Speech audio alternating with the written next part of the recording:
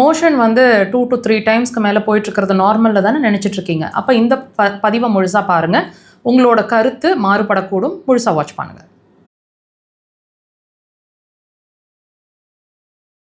இந்த மாதிரி untimely motion, morning and evening 2 நேரம் மோஷன் போகிறது, சாப்பிட்ட பிறகு மோஷன் போகிற மாதிரி இருக்கிறது, மோஷன் போயிட்டு வந்தோம் இப்போ தான் மறுபடியும் ஒரு திடீர்னு மோஷன் வர மாதிரி இருக்கிறது, கேஸ் நிறைய ரிலீஸ் ஆகுது, ஃப்ளேட்லன்ஸ், இந்த மாதிரி சிரமங்களில் நீங்கள் இருக்கீங்க அப்படின்னா உங்களுக்கு என்னென்ன மாதிரி சிரமங்கள் ஃப்யூச்சர்லேயோ அல்லது இப்போவோ இருக்குங்கிறத நாங்கள் சொல்கிறோம். வாட்ச் பண்ணுங்கள்.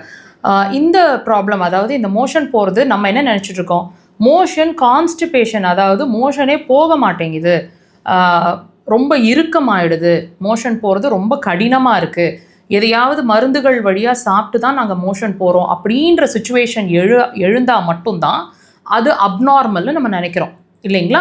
நீங்களும் அப்படி தான் நினச்சிட்டு இருந்திருப்பீங்கன்னு நம்புகிறேன். இப்போ இந்த பதிவில் நமக்கு என்ன புரிஞ்சுக்க போகிறோன்னு கேட்டிங்கன்னா, அந்த மோஷன் வந்து எப்படி போக மாட்டேங்குது அப்படிங்கிறதும் ஒரு பிரச்சனையோ, கடினமாக இருக்குது அப்படிங்கிறதும் ஒரு பிரச்சனையோ, அதே மாதிரி ஒரு தடவைக்கு மேற்பட்ட தடவைகள், அதாவது 2 தடவைக்கு மேற்பட்டு நீங்கள் மோஷன் போயிட்டுருக்கீங்க அப்படின்னு சொன்னால் கண்டிப்பாக அதுவும் பிரச்சனை தாங்க. ஏன்னு கேளுங்க, இதுவும் கான்ஸ்டிபேஷன் அப்படின்ற கண்டிஷனுக்குள்ளே தான் வரும். எப்படி? நீங்கள் ஒரு தடவை மோஷன் போய் உங்களோட கம்ப்ளீட் லார்ஜ் இன்டெஸ்டைனை க்ளீன் பண்ண வேண்டியது, இதை வந்து நீங்கள் 2வது தடவை, 3வது தடவை, 4 தடவை அன்டைம்லி மோஷன், எப்போ மோஷன் வருதுன்னே தெரிய மாட்டேங்குது, இந்த மாதிரி நீங்கள் உங்களுக்கு நடந்துட்டுருக்கு அப்படின்னா இதுவும் ஒரு அப்நார்மாலிட்டி.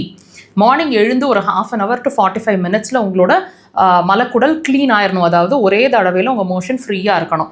இது இல்லை அப்படின்னா நான் சொன்ன கண்டிஷன்ஸ்குள்ளே நீங்கள் வரீங்கன்னா கண்டிப்பாக பைல்ஸ் வரலாம், ஃபிஷர் வரலாம், ஹெமராய்ட்ஸ் வரலாம், ஹெர்னியா வரலாம், ஹெர்னியாவில் inguinal hernia, umbilical hernia, appendix, இந்த மாதிரி கண்டிஷனில் எப்படி வேணாலும் வரலாம். இது மட்டும் இல்லைங்க, இன்னொரு காஷனும் கொடுக்குறேன்.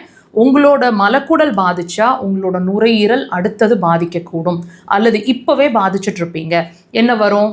உங்களுக்கு சளி பிடிக்கும், டஸ்ட் அலர்ஜி, வீசிங், ஆஸ்துமா, ரீனைட்டிஸ், அதாவது காலையில் எந்திரிச்சோன்னா தும்மிகிட்டே இருக்கிறது, மூக்கில் தண்ணி வடிஞ்சிட்டே இருக்கிறது, மூச்சு வந்து ஒரு நாஸ்ட்ரல் வழியாக தான் வருது, நேசல் பாலிப்ஸ், அதாவது கட்டிகள், மூக்கில் கட்டிகள் சதை வளர்ந்துருக்கிற மாதிரி இருக்கிறது, வாசனைகள் தெரிய மாட்டேங்குதுன்னு சொல்கிறது, இந்த மாதிரி என்ன வேணாலும் நுரையீரல் சார்ந்து நடக்கும். இதோட அடுத்த கண்டிஷன் உங்கள் ஸ்கின் டிசீஸ் வரைக்கும் பாதிக்கும். தயவு செய்து இது ஆரம்ப கட்டத்திலேயே ட்ரீட் பண்ணிக்கிறது நல்லது.